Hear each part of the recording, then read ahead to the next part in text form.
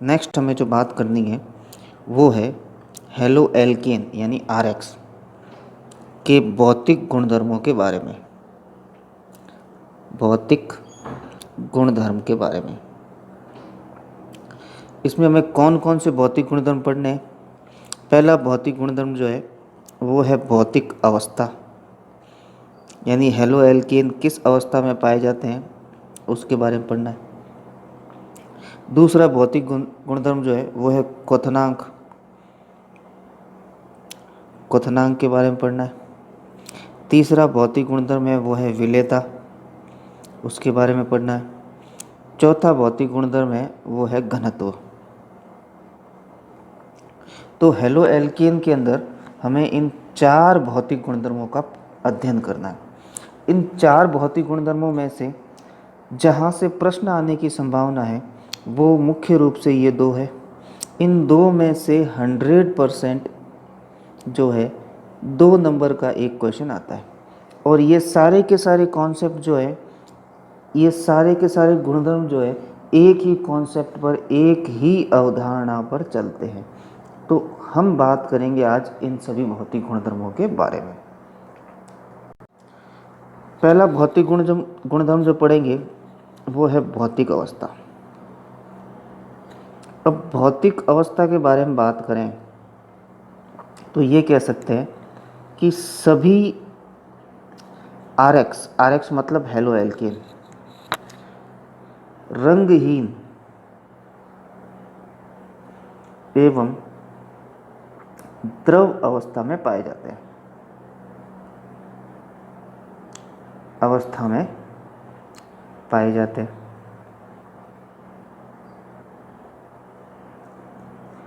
अपवाद इसका जो है, दो अपवाद है। एक तो है RBR, दूसरा है RI। ये दोनों जो है रंगीन प्रकृति के होते हैं, रंगीन होते हैं।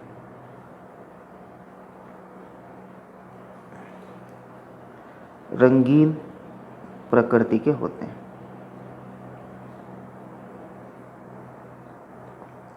अब रंगीन प्रकृति के कैसे होते हैं, कब होते हैं, उसके बारे में बात करते हैं। अब बात करें RBR तथा RI जो है सूर्य के प्रकाश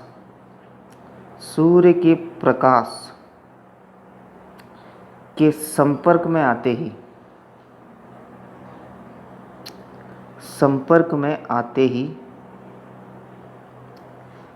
ही रंगीन हो जाते हैं,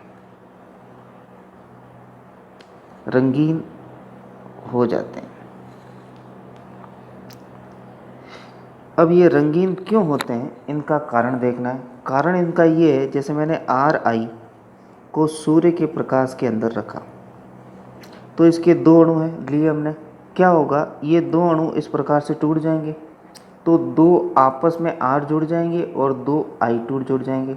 ये जो बना हमारे पास एल्केन बना, और ये एल्केन जो होता है रंगीन होता है, जबकि ये जो था हमारे पास हेलो एल्केन था, और हेलो एल्केन जो था वो रंगहीन था। तो पहला प्रश्न हमारा यहीं से बनता है कि सभी हेलो एल्केन रंगहीन तथा द्रव होते हैं, लेकिन RBR तथा RI रंगीन प्रकृति के होते हैं। क्यों? क्योंकि ये वायु के संपर्क में आते ही टूट जाते हैं और टूटकर एल्केन का निर्माण करते हैं, और एल्केन का निर्माण करने के कारण जो है ये रंगीन प्रकृति के होते हैं। समझ में आ चुका होगा आपको। इसका दूसरा जो भौतिक गुणधर्म है वो है क्वथनांक। हमें बात करनी है क्वथनांक के बारे में। अब क्वथनांक के अंदर क्या चीज़ ध्यान रखनी है। पहली बात, क्वथनांक समानुपाती होता है किसके, अणुभार के। यानी कि जैसे जैसे अणुभार बढ़ेगा वैसे वैसे क्वथनांक में वृद्धि होगी। अब कैसे वृद्धि होगी वो देखना है। और ये जो पॉइंट है हमारा MTR है। MTR का मतलब मुझे तू रट। अब कैसे देखें इसके अंदर, सबसे पहले मेरे पास है CH3Cl, फिर है मेरे पास CH3CH2Cl, फिर है मेरे पास CH3 CH2 CH2 Cl। अब ये हमारे पास था क्लोरोमेथेन, ये क्लोरोएथेन, ये क्लोरोप्रोपेन। अब इनमें हो क्या रहा है, हर एक में कार्बन और हाइड्रोजन परमाणुओं की संख्या बढ़ रही है। कार्बन और हाइड्रोजन परमाणुओं की संख्या बढ़ रही है मतलब इनका अणुभार बढ़ रहा है, और अणुभार बढ़ रहा है इसका मतलब क्वथनांक भी बढ़ रहा है। अब क्वथनांक सबसे ज़्यादा किसका होगा, इसका होगा, जिसका अणुभार सबसे ज़्यादा होगा। अब अणुभार बढ़ने से क्या फ़र्क पड़ा कि क्वथनांक बढ़ता है, उसकी बात करते हैं। तो इसका क्षेत्रफल देखें, फिर इसका क्षेत्रफल देखें, फिर इसका क्षेत्रफल देखें। यानी कि मैं कहूँ यहाँ पे कि अणुभार में वृद्धि हो रही है। तो अणुभार में वृद्धि होने के कारण क्या होगा, पृष्ठीय क्षेत्रफल में वृद्धि हो रही है, और पृष्ठीय क्षेत्रफल बढ़ेगा में वृद्धि। तो पृष्ठीय क्षेत्रफल में वृद्धि होने से क्या होगा, अणुओं के मध्य आकर्षण बल बढ़ता है। आकर्षण बल बढ़ता है, और आकर्षण बल बढ़ेगा इसका मतलब इनका क्वथनांक क्या होगा, बॉइलिंग पॉइंट क्या होगा, उच्च होगा। बात क्लियर हो गई। अणुभार बढ़ेगा तो पृष्ठीय क्षेत्रफल बढ़ेगा, पृष्ठीय क्षेत्रफल बढ़ेगा तो अणुओं के मध्य आकर्षण बल बढ़ेगा, और आकर्षण बल बढ़ेगा इसका मतलब उनका क्वथनांक क्या होगा, उच्च होगा। नेक्स्ट इसी क्वथनांक में आगे बात करें तो अगला पॉइंट जो है, क्वथनांक व्युत्क्रमानुपाती होता है पार्श्व श्रृंखला की संख्या के। यानी जितनी साइड चेन ज़्यादा होगी उतना ही क्वथनांक कम होता जाएगा। अब क्यों होता जाएगा उसकी बात करते हैं हम। तो सबसे पहले हमने लिया CH3 CH2 CH2 CH2 CH2 Cl, ये हमारा है N-पेंटेन। इसी का दूसरा यौगिक लें आइसोपेंटेन CH3 CH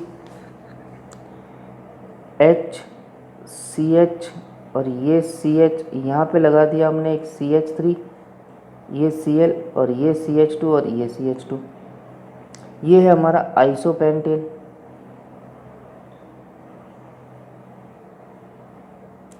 अब तीसरा हमारे पास है नियोपेंटेन।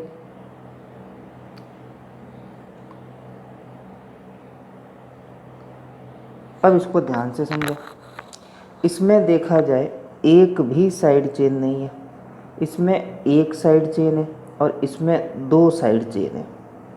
तो साइड चेन होने से फ़र्क क्या पड़ा, इसका पृष्ठीय क्षेत्रफल इतना है, इसका पृष्ठीय क्षेत्रफल कम हुआ, इसका पृष्ठीय क्षेत्रफल और भी कम हुआ।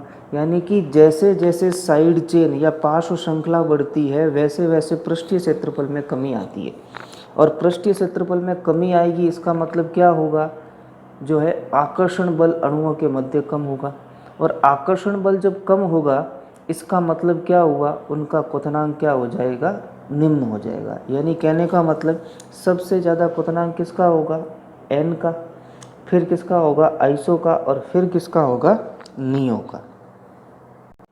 अब यही बात करें हम अलग अलग प्रकार के हैलोजन को लेके, जैसे मेरे पास एक बार है CH3F, फिर लिया मैंने CH3Cl, फिर लिया मैंने CH3Br, फिर लिया मैंने CH3I। तो यहाँ से यहाँ तक जाए, फ्लोरीन से आयोडीन तक जाएं, तो हमने देखा होगा हैलोजन में ऊपर से नीचे जाने पर परमाणु आकार में वृद्धि होती है। तो यहाँ पर हम कह सकते हैं कि आकार में वृद्धि हो रही है। आकार में वृद्धि हो रही है, उससे क्या फ़र्क पड़ेगा, जो पृष्ठीय क्षेत्रफल है वो पृष्ठीय क्षेत्रफल में भी वृद्धि होगी, और पृष्ठीय क्षेत्रफल में वृद्धि होगी मतलब आकर्षण बल क्या होगा, उच्च होगा, और आकर्षण बल उच्च हो गया इसका मतलब उनका क्वथनांक क्या होगा, उच्च होगा। समझ में आ गया होगा। तो क्वथनांक में इस प्रकार से प्रभावित होता है।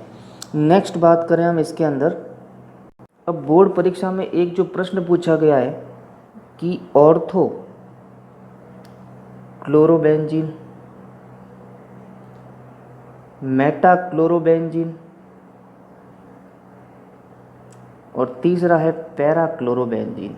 आप समझते हो ऑर्थो, पैरा और मेटा क्या होता है? 1, 2 और 6 ये अवस्था कहलाती है ऑर्थो, 3 और 5 ये कहलाती है मेटा, और 4 नंबर जो होती है वो कहलाती है पैरा। तो ये हमारा ऑर्थो समावेवी, ये हमारा मेटा समावेवी, ये हमारा पैरा समावेवी। अब इसमें से क्वथनांक किसका ज़्यादा होगा? तो देखो पृष्ठीय क्षेत्रफल किसका ज़्यादा है। यहाँ पर 2 जगह खुली है जहाँ पर अणु आके आक्रमण कर सकते हैं, आपस में जुड़ सकते हैं। यानी कहूँ तो सबसे ज़्यादा पृष्ठीय क्षेत्रफल इसका, फिर क्षेत्रफल किसका? इसका, और फिर इसका। तो इसका कारण क्या है? कारण वही है, एक ही कारण है, पृष्ठीय क्षेत्रफल। तो पृष्ठीय क्षेत्रफल में वृद्धि होने के कारण इनका क्वथनांक क्या होता है? उच्च होता है। किसका? पैरा का क्वथनांक उच्च होता है। ये प्रश्न बोर्ड में कई बार आ चुका है और इस बार भी वापस आने की संभावना है। अगला पॉइंट जो है हमारा तीसरा, वो है इसके अंदर विलेयता। अब विलेयता में क्या ध्यान रखना है कि जो हेलो एल्केन होते हैं यानी RX जल में अल्प विलेय होते हैं, अल्प विलेय होते हैं। अब ये जल में अल्प विलेय क्यों होते हैं, इनका कारण देखना है। तो पहली बात, कोई भी चीज़ जल में कब विलेय होगी? जब वो आयनित हो जाए, जब वो टूट जाए, तो टूटने के बाद वो जल में घुलती है। तो यहाँ पर देखें हमारे पास है CH3Cl, यहाँ पर है मेरे पास H2O। क्या होगा? इन दोनों के बीच का बॉन्ड टूटेगा। अब ये जो बंध विखंडन हुआ है, इस विखंडन के कारण जो है पर्याप्त मात्रा में ऊर्जा नहीं निकल पाती है, पर्याप्त मात्रा में ऊर्जा नहीं निकल पाती है। और ऊर्जा नहीं निकलेगी पर्याप्त मात्रा में तो उससे क्या होगा? नए बंध का निर्माण नहीं होगा, और नए बंध का निर्माण नहीं होगा, इसका मतलब इसकी विलेयता क्या हो जाएगी? कम हो जाएगी। क्या कहना चाह रहा हूँ कि जब इनको पानी में मिलाया जाता है तो इनके बंध का विखंडन होता है, लेकिन बंध विखंडन होने के बाद जो ऊर्जा निकली वो ऊर्जा इतनी नहीं होती है कि वो नए बंधों का निर्माण कर सके। इस कारण ये जल में अल्प विलेय होते हैं। अब इसका अंतिम गुणधर्म है वो हमें पढ़ना है, जो कि है चौथा, वो है घनत्व के बारे में। और घनत्व में हमें क्या ध्यान रखना है? D यानी डेंसिटी समानुपाती होती है किसके? द्रव्यमान के। तो इस सारे में यही चीज़ चलेगी। यानी यहाँ पर ले लिया CH3Cl, फिर ले लिया CH3CH2Cl, फिर ले लिया हमने CH3CH2CH2Cl। तो इसमें से द्रव्यमान किसका ज़्यादा है? इसका। तो घनत्व इसका ज़्यादा हो गया। फिर किसका है? फिर इसका। यानी कि जैसे जैसे भार बढ़ेगा वैसे वैसे घनत्व में वृद्धि होगी। अब यही क्या करें हम, अलग अलग हेलो एल्केन लेके करें। पहले फ्लोरीन लिया, फिर क्लोरीन लिया, फिर ब्रोमीन लिया और फिर आयोडीन लिया। तो इसमें भी क्या चलेगा? भार ही चलेगा। सबसे ज़्यादा भार किसका होता है? आयोडीन का, फिर ब्रोमीन का, फिर क्लोरीन का और फिर फ्लोरीन का। तो ये था हमारा भौतिक गुणधर्मों के बारे में प्रश्न। और हमेशा इस चीज़ के बारे में ध्यान रखना कि भौतिक गुणधर्म में से बोर्ड में कम से कम 2 नंबर का प्रश्न पूछा जाता है। वो या तो हेलो एल्केन में से हो सकता है, या हो सकता है एल्डिहाइड कीटोन में से, या ईथर में से हो सकता है, या एल्कोहल में से हो सकता है। और किस में से मुख्यतः पूछा जाता है? क्वथनांक और विलेयता में से जो है क्वेश्चन पूछा जाता है। तो ये पूरा टॉपिक जो चल रहा है द्रव्यमान यानी भार, और दूसरा क्या है? पृष्ठीय क्षेत्रफल के ऊपर चल रहा है। तो बहुत सिंपल टॉपिक है। 1-2 बार इस वीडियो के देखोगे तो आपको ये टॉपिक अपने आप याद हो जाएंगे, बार बार पढ़ने की ज़रूरत भी नहीं पड़ेगी।